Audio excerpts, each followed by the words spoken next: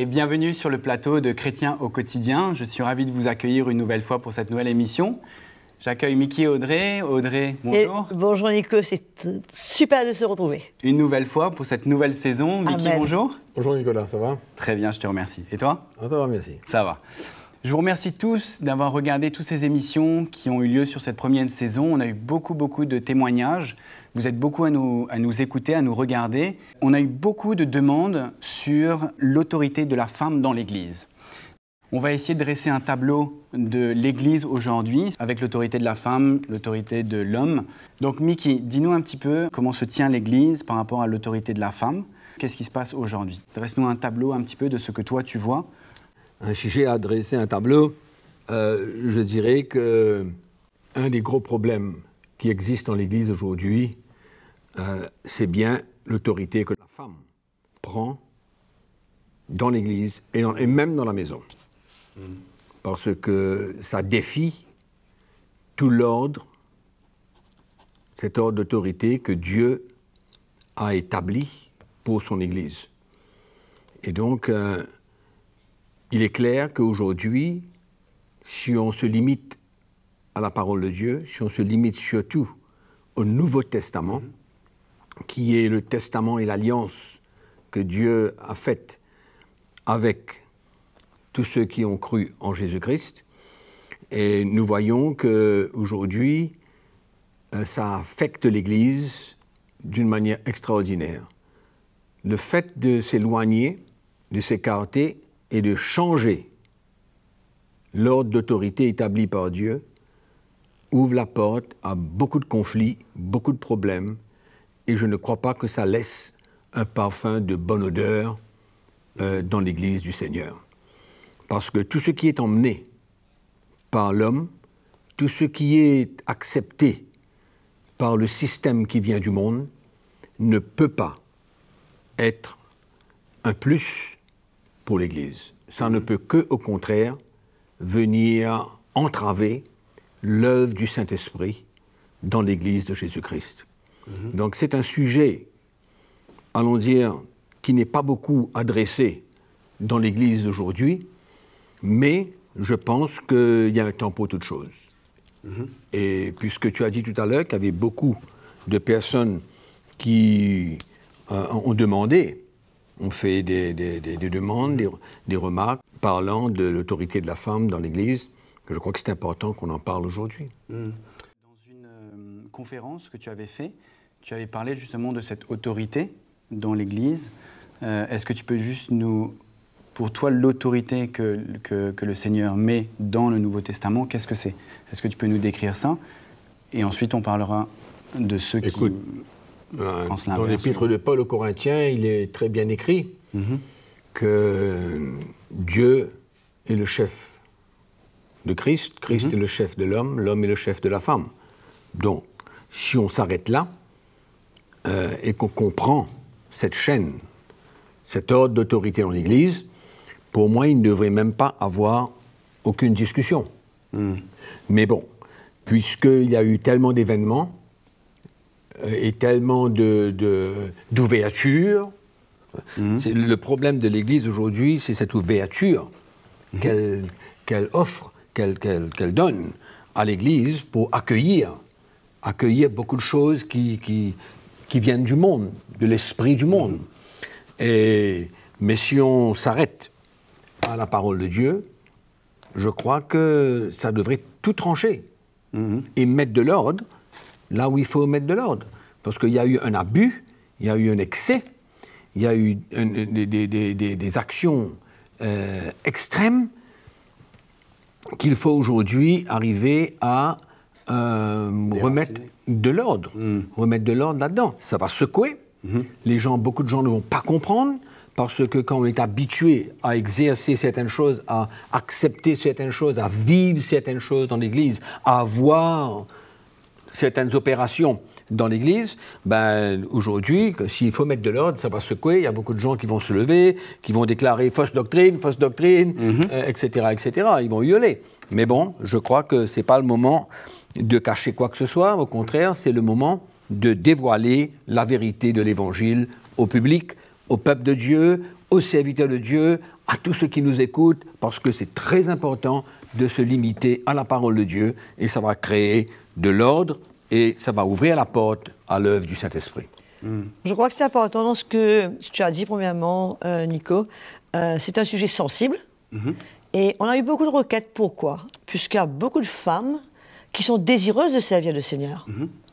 Elles sont désireuses. Il y a beaucoup de Marie-Madeleine dans l'Église aujourd'hui, des femmes qui ont un seul désir dans leur cœur, c'est de servir Jésus.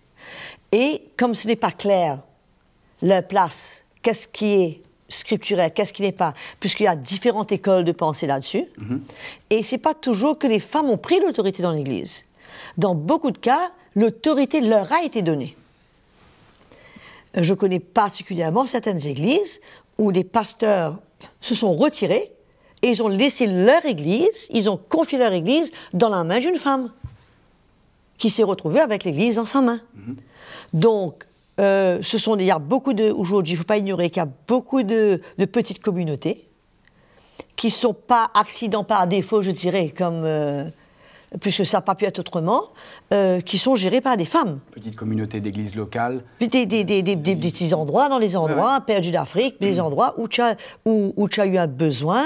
Des femmes ont commencé à partager le cœur du Seigneur, la bonne nouvelle. Des gens sont venus à Jésus, il n'y a eu personne pour prendre la relève.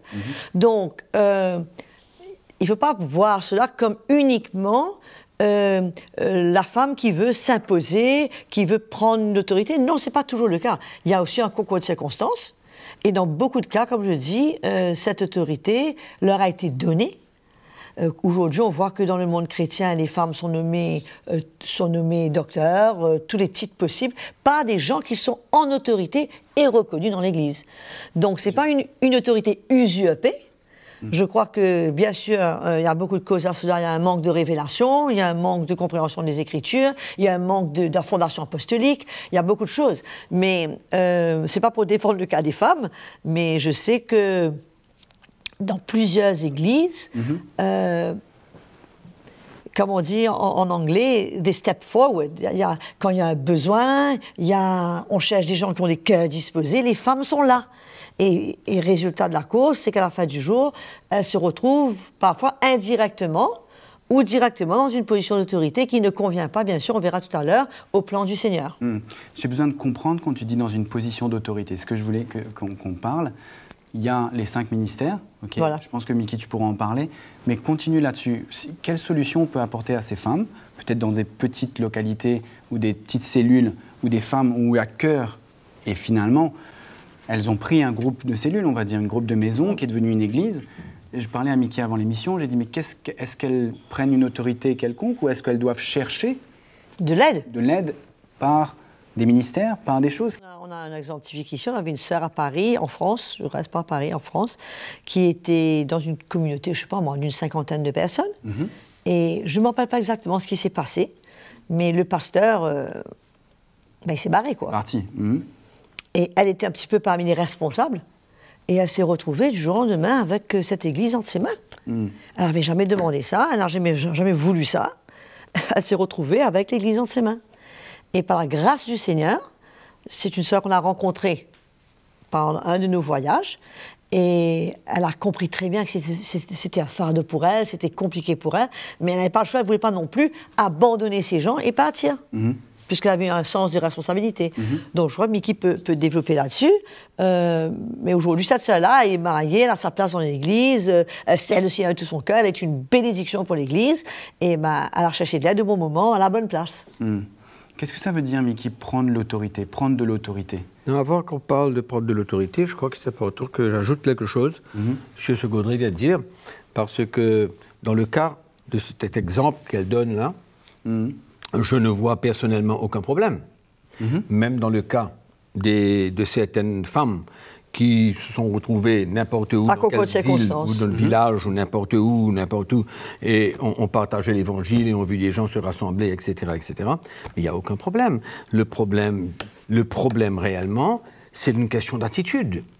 Ce n'est pas parce qu'elle se trouve dans une situation comme ça qu'il faut maintenant qu'elle se lève et qu'elle prenne de l'autorité comme si qu'elle était pasteur, prophétesse, apôtre, docteur, évangéliste ou quoi que ce soit d'autre. Donc c'est ça où est le problème. Le problème vient là. Il ne vient pas du fait que le Seigneur ouvre les portes pour les gens, des hommes, des femmes, à gauche et à droite, pour parler de l'Évangile, pour faire beaucoup de choses. Mais il y a une panoplie de services pour une femme dans l'Église. On ne peut pas limiter à que rien du tout, s'asseoir là et écouter et ne rien dire. Non, ce n'est pas le cas. Mais je crois que le tout vient d'une attitude et d'un cœur, où même l'apôtre Pierre parle de ça très, très, très souvent, quand il parle d'une femme qui doit être soumise et qui doit tout faire avec un esprit doux et paisible. Moi, je crois que c'est ça le point capital. Ce n'est pas de venir diviser, dicter qu'est-ce qu'elle a droit, qu'est-ce qu'elle n'a pas le droit, Amen. est-ce que ceci, est-ce que cela et l'autre. Mais on ne va jamais en finir. Où est la limite, où est la barre? Ça s'arrête là, elle a le droit là, elle n'a pas le droit là-bas, on va finir où? C'est pas une loi. C'est pas possible. L'important, c'est l'attitude qu'on trouve dans le cœur d'une sœur, d'une femme, d'une sœur, qui fait quelque chose pour le Seigneur. Elle doit ressentir sa place. Et que souvent le Seigneur, comme Audrey a fait l'exemple tout de suite là, d'ouvrir une porte, qui peut limiter Dieu? Personne. Donc Dieu ouvre les portes, il envoie une sœur, une femme, etc. Mais la femme doit comprendre déjà dans son cœur, L'attitude dans laquelle elle doit qu'elle faire. n'est pas, oui, exactement, mais elle n'est pas appelée à prendre de l'autorité et à devenir, je ne sais pas quel titre, tous les titres qu'il y a À prendre des galons. dans la parole de Dieu, et les titres que les gens donnent, qui ne sont même pas dans la parole de Dieu, ça c'est une autre histoire. Donc moi je crois que c'est là le point capital. C'est ça qu'il faut bien saisir. C'est toute une histoire d'attitude. Et l'attitude est directement, il y a la révélation et la compréhension de ce que cette L'attitude personne est a. révélée, je suis d'accord avec toi, je suis d'accord, mais l'attitude dépend de l'œuvre profonde que le Seigneur a besoin de faire dans le cœur de la femme, comme il doit faire dans le cœur de l'homme. Mais puisqu'on parle de cette cette place d'autorité, on parle de la femme là, on est d'accord? Donc c'est ce travail profond que le Seigneur a besoin de faire. Et que la femme a besoin de permettre à l'Esprit de Dieu de faire cette œuvre pour qu'elle revienne dans sa place, pas une place physique, pas comme ça, mais une place où elle a cette soumission et elle a un esprit doux, elle a un esprit paisible et elle trouve sa place là-dedans. C'est ça la chose principale que l'Église a besoin de saisir. Et je crois que c'est ça que quand Mickey dit de ce qui est rentré du monde dans l'Église, c'est surtout cet aspect, bon, avec tout ce qu'on a connu, avec le Woman Lib, avec tout ce qui s'est passé, bien sûr, d'une oppression extrême de la femme, ça a été l'opposé, et c'est cet esprit-là qu'il faut faire attention que ça ne rentre pas dans l'Église. Mais ça n'empêche pas la femme de faire peu importe ce que le Seigneur lui demande de faire, mais avec l'attitude qui convient au Seigneur et à sa place. Oui, c'est vrai qu'il y a eu du extrémisme. C'est vrai que la femme a été bloquée, paralysée, écrasée, appelons ça ce qu'on veut. Mais moi, je crois que le problème réel n'est pas ça. Un peu ça, une femme qui a voulu chercher sa liberté, chercher on va dire, ce qu'elle est, de pouvoir vivre ce qu'elle est. Mais il ne faut pas oublier que nous allons vers le retour de Christ. Et que l'ennemi joue un rôle pour dégrader la société. Et il y a quelque chose qui est clair pour moi aujourd'hui. C'est que de venir vouloir placer la femme dans la même place que l'homme, de faire la femme devenir égale à l'homme, l'égalité. Ça, c'est un piège de l'ennemi. Ça, c'est une stratégie du diable qui veut, à travers cela, emmener tellement d'autres choses qui viennent avec. Je ne sais pas, on peut écrire une page entière de tout ce que ça vient emmener, cette condition. Donc il y a un plan de l'ennemi. Et aussi, un plan de l'ennemi, mais il faut aussi voir, ce n'est pas le sujet de notre conversation aujourd'hui, mais pourquoi est-ce que Dieu permet toutes ces choses? Ça, c'est autre chose encore. Ça, c'est autre chose encore. Dans ça. Okay. Mais le fait aujourd'hui, c'est que pour moi, cette situation qui existe aujourd'hui dans le monde et qui est entrée par la porte de l'Église emmène malheureusement des unions qui ne sont pas naturelles. Contre nature. Qui sont contre nature. Tout cela est un piège, est une stratégie de l'ennemi. Okay. Et c'est pourquoi ce problème-là ne doit pas être vu au niveau d'un verset biblique, ni seulement au niveau comment dirais-je, là où la place de la femme, qu'est-ce qu'elle peut faire, qu'est-ce qu'elle ne peut pas faire, mais nous allons vers une société qui va être absolument destructive pour l'homme et la femme. Pour la famille. Pour la famille, la société. C'est pourquoi il faut fermer les portes de l'Église à toute action et toute interférence et toute influence qui vient de ce monde. Pourquoi il faut rester dans la parole de Dieu et voir l'esprit de l'Évangile. Je crois que c'est important de dire un petit mot là. Mika a touché un point qu'il faut tout de suite éclaircir. Quand il a dit que il faut le danger d'emmener l'égalité de l'homme et la femme. Alors, tout de suite, je vois les petites antennes se lever. Oui, Paul a dit qu'il n'y a pas de différence entre le grec et le juif, entre l'homme et la femme. Devant le Seigneur, on est tous pareils. Et ça, c'est sûr, on ne peut pas aller contre ça. Ce que Jésus a payé comme prix pour sauver l'homme, il a payé le même prix pour sauver la femme. Mais ce n'est pas une question de valeur. Mais qui ne parle pas ici de question de valeur. Il parle de position, d'égalité en tant que hiérarchie, c'est-à-dire qu'on ne retrouve plus Dieu, Christ, l'homme, la femme. À ce moment, ça vient casser cet ordre d'autorité que le Seigneur a donné. Mais ça ne change pas que devant Dieu, le cœur de Dieu, c'est le même prix qu'il a payé pour l'homme et pour la femme. Je suis d'accord avec toi à 100%. 100% d'accord, et moi je veux ajouter quelque chose. Ajouter quelque chose parce que ce texte se trouve dans un endroit où Paul parle de la liberté. Il ne parle pas de n'importe quoi, là. Il parle de la liberté. Et ce texte, Paul veut se référer à la condition qui existait parmi les Juifs. Parce que dans le contexte où Paul parle, on sait très bien que dans le temple de Salomon, dans le temple de Jérusalem, il y avait un endroit spécial qui s'appelait la cour extérieure, où était réservé aux femmes. Et il y avait aussi une place réservée aux anciens de l'Église dans le temple. Donc il voulait abolir cela. C'est pourquoi il parle de juifs, de grecs. Juifs grecs. Hommes et femmes. Juif grec veut dire juif avec sa loi, grec sans la loi. Il n'y a plus aucun des deux. Homme, femme, séparés. La femme était séparée dans le temple. Elle était séparée. Donc on ne peut pas continuer à avoir une séparation.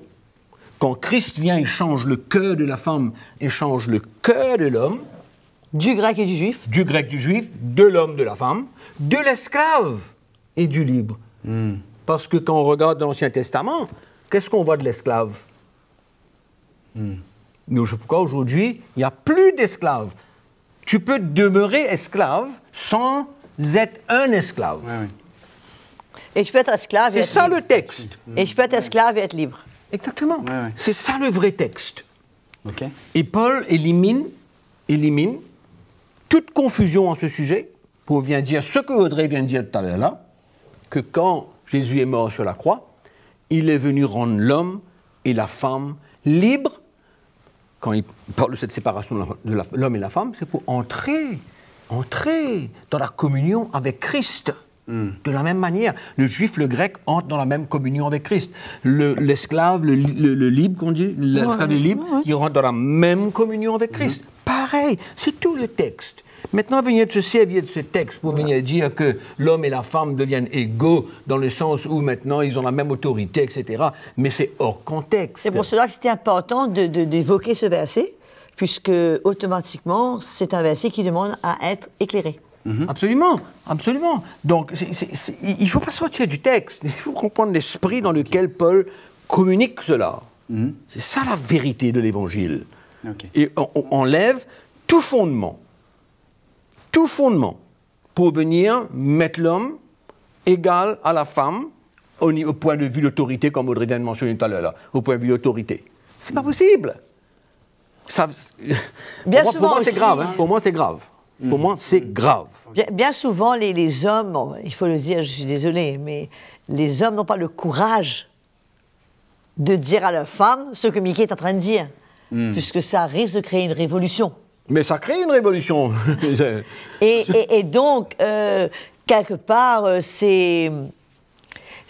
vaut mieux lui donner son autorité, vaut mieux lui donner ça, et comme ça, on est tous tranquilles.